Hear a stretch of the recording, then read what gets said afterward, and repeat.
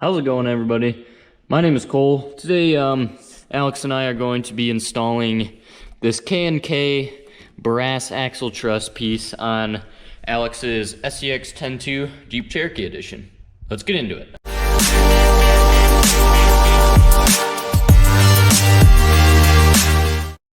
So these brass axle trusses by KNK are now discontinued, but before they were discontinued they were $35, but we actually won this for free at the Great Lakes Gauntlet, and we decided to put it on Alex's SCX10 II.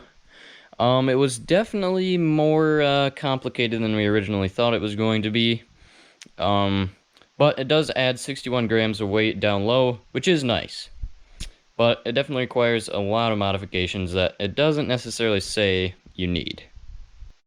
So we didn't do much filming while we were actually installing it, but Alex is going to give you the rundown of all the stuff we did to it right now. This is the KNK Brass axle brace, or truss brace, I think they call it. And that is for the SCX10 II. Here's just a simple video on how I installed it, since this requires a lot of modification, and we weren't really expecting that going into this as much. The package said it may require a few modifications. Yeah, it may require modifications of battery tray and a few other components. Well, the few other components was everything up here. So, took out the battery tray, and on the SCX10 II, so it's over here, so it was up here.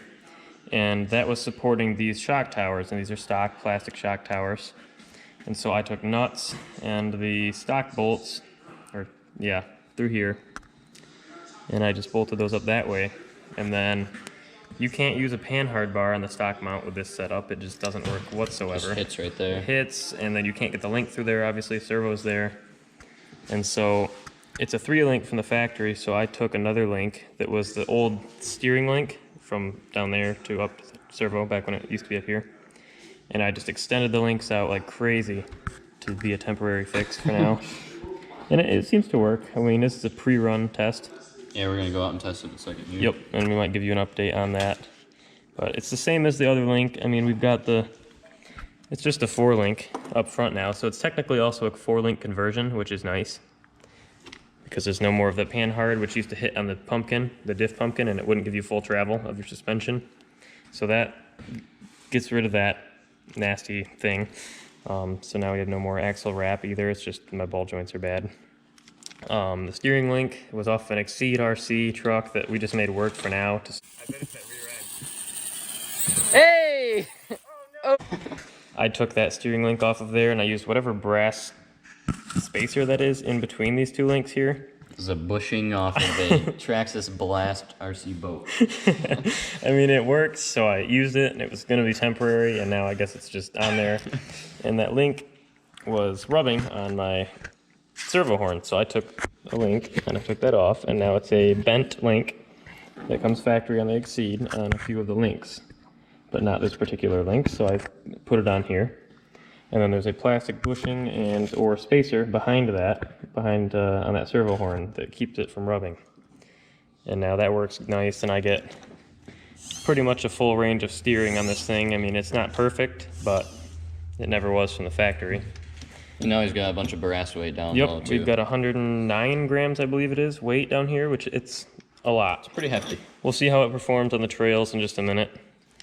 The only issue that I've had with my custom setup that I did here was, I mean, this is anything with a servo on axle, is it will hit a little bit at a certain angle on your suspension, only when you're doing certain things with it. But it's like, you get when a you lot flex, of flex it's before it fine. hits. And that brings me to the next issue that we had when doing this, is this never came with a servo mount on this truss.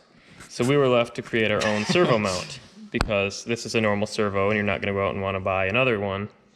And this is really just a standard servo no matter what. And so this is how it is. We took the servo on axle. Yep, we took the mount off the servo on axle on the Exceed. It's just this little aluminum plate that bolts right up to here, and it had 2 little L brackets. And now those L brackets, they're right there.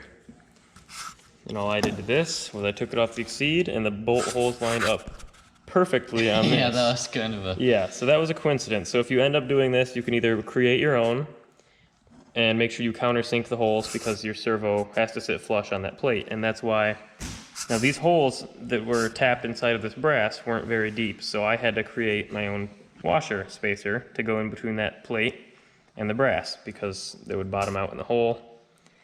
And so now we did that, and I've got that exceed plate on there built for their servo with the plastic L bracket, which really could use a nut on the back side since they're just plastic threads, and over time that will wear out. But as of now, it seems to work fine, and we will give you a trail review later. The actual installation of this was quite simple. It went on perfectly on the axle. It was just the modifications after, which were not hard. And with the pan hard, just cut it off. So now that we got this thing all put together, let's get it out in the trails and see how much of a difference it makes. This was before we had the new brass axle truss installed.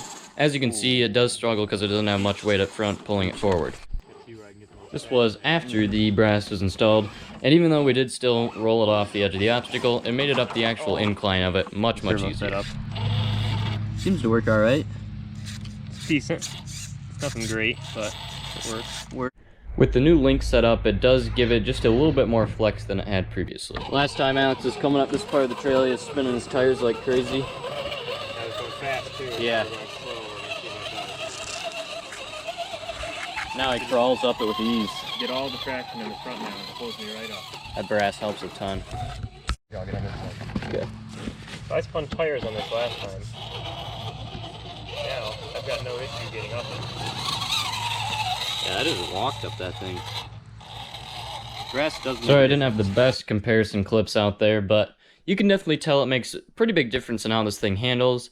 In our opinion, there's definitely better ways to add weight and more simple ways to add weight, but since we won this for free, it wasn't a bad deal.